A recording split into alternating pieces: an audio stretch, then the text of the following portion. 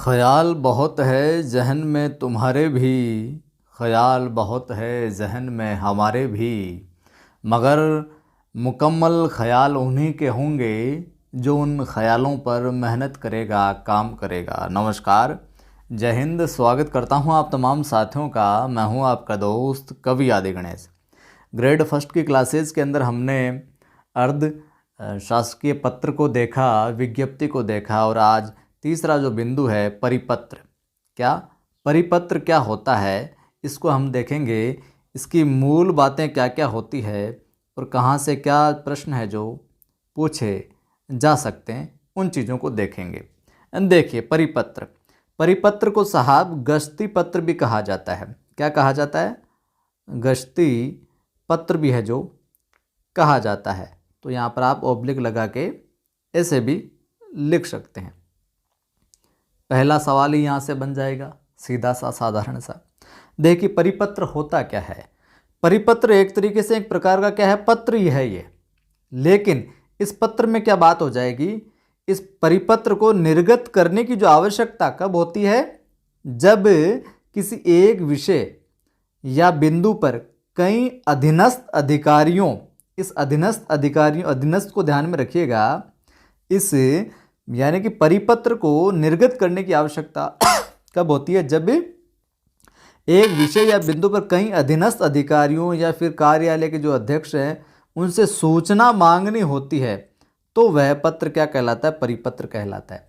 कुल मिला के परिपत्र साहब जो अधीनस्थ अधिकारी है उनसे सूचना मांगने के लिए होता है साहब, या उनको आदेश देने के लिए भी हो सकता है, लेकिन अधीनस्थ अधिकारियों से रिलेटेड है ये बात, ये ध्यान में रखना। तो उच्च कार्यालय अधीनस्थ कार्यालयों को परिपत्र लिखते हैं कि भाई साहब ये सूचना देनी होती है तो, कोई सूचना मांगनी होती है तो, या फिर कोई आदेश देना होता है तो।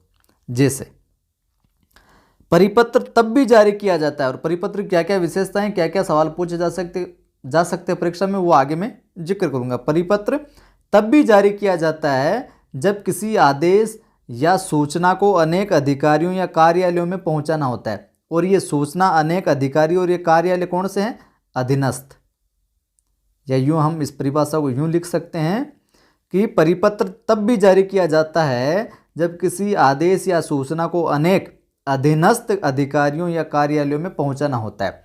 तो सूचना कोई मांगनी होती है कि इस बारे में सूचना दो साहब, उच्च कार्यालय अधीनस्थ कार्यालयों को, तब ये परिपत्र लिखता है कोई सूचना मांगने हेतु, और कोई आदेश देने हेतु भी, सूचना देने हेतु भी परिपत्र जारी करता है उच्च कार्यालय अधीनस्थ कार्यालय अधिकारियों, अध्यक्षों को।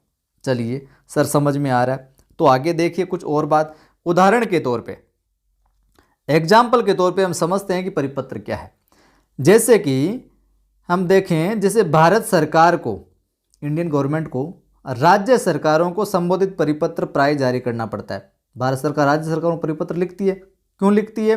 राज्य सरकारें ऐसे परिपत्र में मांगी गई जो जानकारी होती है, यानी कि सेंट्रल गवर्नमेंट राज्य सरकारों को परिपत्र लिखती है कि भाई साहब इस विषय में ये जो टॉपिक है, ये निर्माण चल रहा है या ये नई योजना आई है, इसके बारे में कितनी क्या योजना लागू हुई कि नहीं हुई, कितने रुपए कहाँ लगाए, इसकी जानकारी हमें दो आप। भारत सरकार परिपत्र लिखती है उस विषय से संबंधित राज्य सरकारों को, और राज्य सरकारें ऐसे परिपत्र से मांगी गई जो जानकारी होती है उसको इकट्ठा करने के लिए कि कहाँ कहाँ।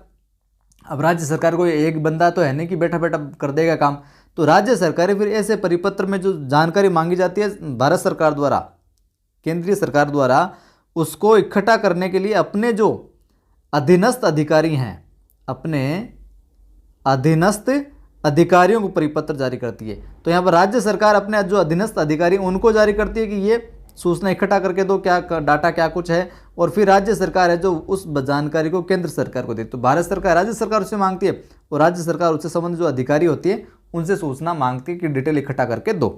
आगे बात समझ में, यानी उच्च अधिकारियों द्वारा निचले जो अधीनस्थ अधिकारी कार्यालय हैं उनसे सूचना मांगी या फिर कोई आदेश सूचना देनी होती है, आदेश देना होता है, तब परिपत्र का प्रयोग है जो किया जाता है। ठीक है सर, समझ में आ गया। इसकी विशेष बात क्या है, इस बात को आप ध्यान से नोट कीजिएगा, ध्यान से दिमाग में बिठाइएगा। परिपत्र तभी जारी होता है, सामान्य लेटर भी लिखा जा सकता है, लेकिन परिपत्र के फॉर्मेट में तभी जारी होता है जब अधिकारियों तक कोई सूचना या आदेश शीघ्रातिशीघ्र भेजना आवश्यक हो। कोई सूचना या कोई आदेश जल्दी से जल्दी भेजना होना आवश्यक हो, तभी ये जो परिपत्र जारी होता है। यानी कोई सूचना जल्दी से जल्दी मांगनी हो कि बताओ इसके बारे में क्या, कहाँ तक काम पहुँचा, कहाँ क्या चल रहा है, सूचना दो इसकी जल्दी से जल्दी, तब परिपत्र जो जारी होता है साहब। अब देखिए, परिपत्र में परिपत्र एक तरीके से एक सरकारी पत्र के सभी लक्षण होते हैं इसमें, लेकिन क्या होता है इसमें प्रेषित के पद के नाम के पूर्व समस्त पद शब्द का जो प्रयोग किया जाता है।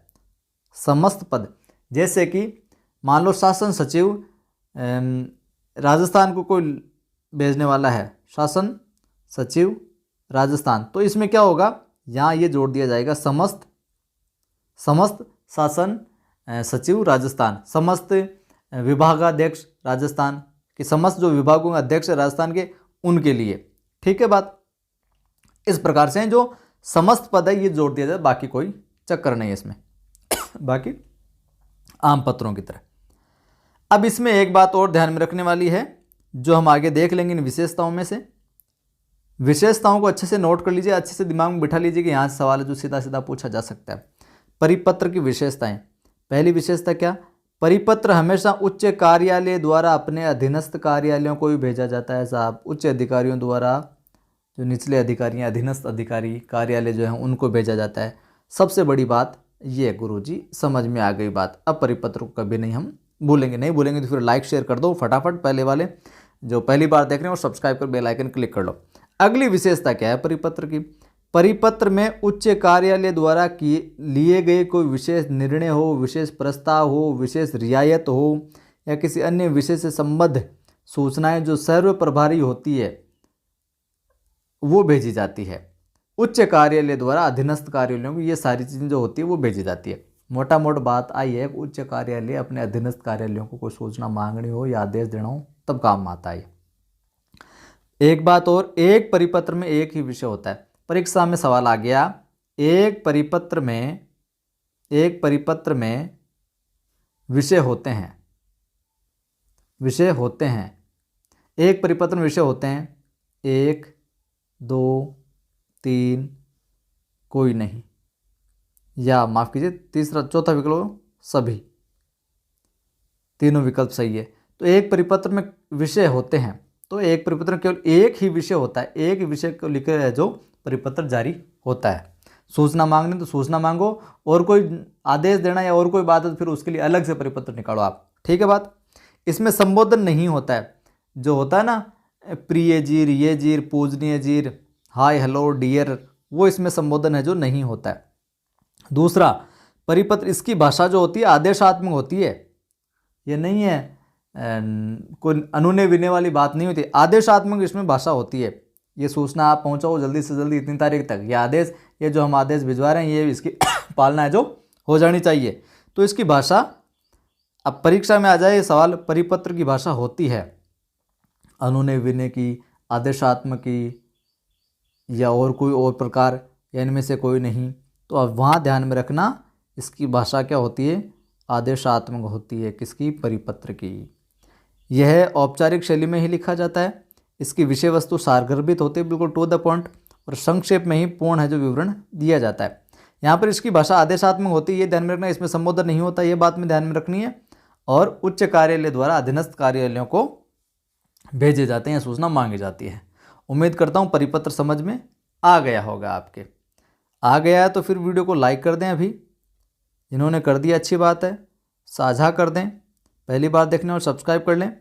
और अपना एप्लीकेशन है, प्ले स्टोर पर जाइए, डिस्क्रिप्शन में भी लिंक मिल जाएगा। ऐप है नवसृजन क्लासेज नाम से, नवसृजन क्लासेज। यहाँ पर फ्री टेस्ट भी मैं डालता रहता हूँ, और कॉलेज व्याख्याता की और करंट जीके का यहाँ पर कोर्स डाला हुआ है, बिल्कुल नाम मात्र के शुल्क में। तो अगर उससे संबंधित कोई तैयारी कर रहा है तो वो ले सकते हैं, आपके कोई परिचित है उनको बता सकते हैं।